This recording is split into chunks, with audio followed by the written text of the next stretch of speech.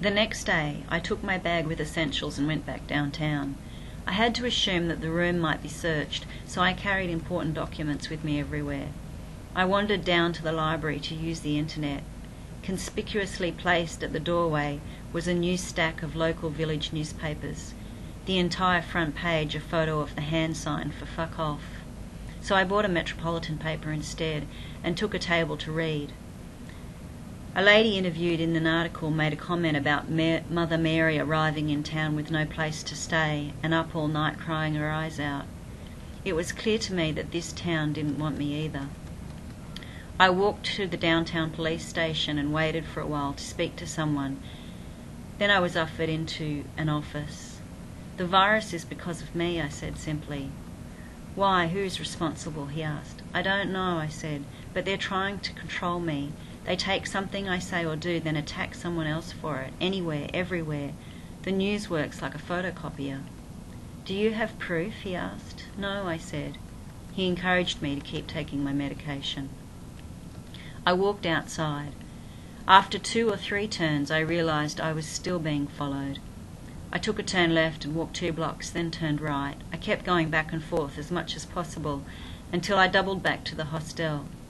Back at the hostel, I logged onto the internet and looked up train timetables for the next city. After I paid the girl, I asked about the bus route to the train station. Her response was cold.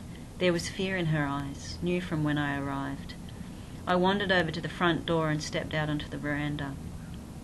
For a moment I closed my eyes, as if the softness of the night might let me break, and then I heard a low voice. "Sort of nice, isn't it?"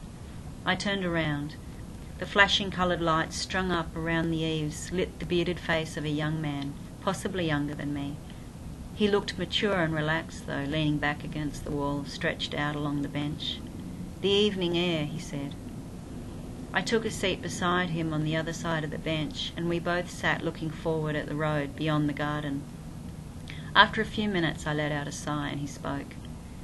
"I heard you inside talking. Where are you from?" "Australia," I said quietly, hoping that would be the end of it. He nodded. "The Midwest," he said, pointing to his chest. For a moment I pictured a small cabin on a long plain encircled by mountains, with mighty clouds and the broad sky. If he agreed to marry me, we could run away together and be safe and comfortable. Isn't that what life was about? I looked over at him. He had his eyes closed, so I left. The next day on TV, the morning news showed pictures of a train derailed on the line. I was planning to travel on the line I was planning to travel along. I went back upstairs, collected my things and paid the remainder of the bill. "Where are you headed?" she asked directly. I shrugged. As I walked onto the veranda, the young man was still stretched along the bench, wearing fresh clothes. "Bye," he said, lifting his hand up ahead of his face. I crossed the road and waved another taxi down. I asked for the nearest car rental office. Renting a modest 4-door sedan, I took the freeway.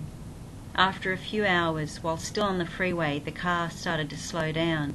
As it slowed, I steered over to the side of the freeway and it coasted to a stop. I tried starting it, nothing.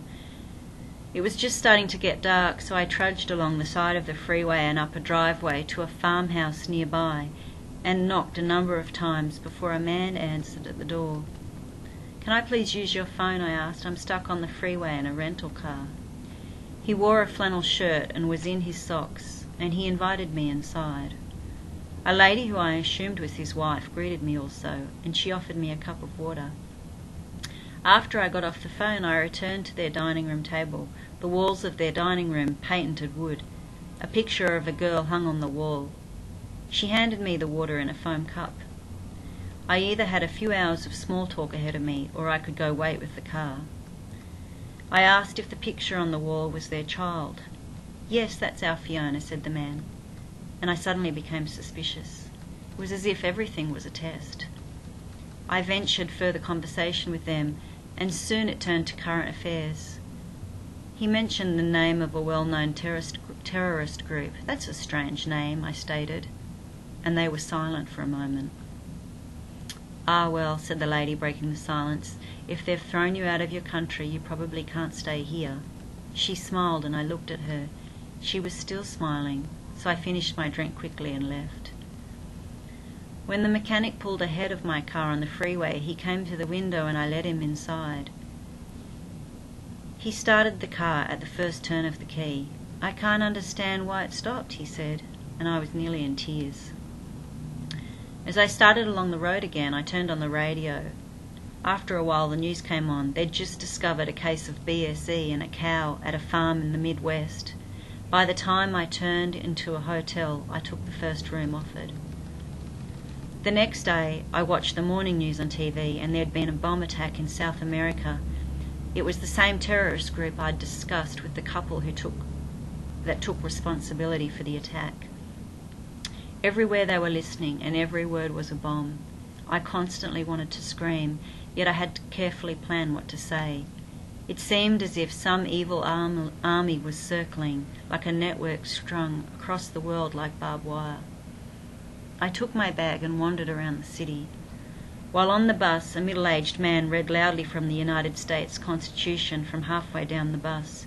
He seemed to be stuck on talking to me, looking and pointing as he lectured out loud on the need to dissolve government based on one of the amendments. During one of my internet searches on secret societies, I'd come across the name of a lady who helped people caught in cults. I took down her number, wondering if she might know about this network and if she could help. I walked to a payphone and tried calling the number I had, but there was only a message, so I left a message.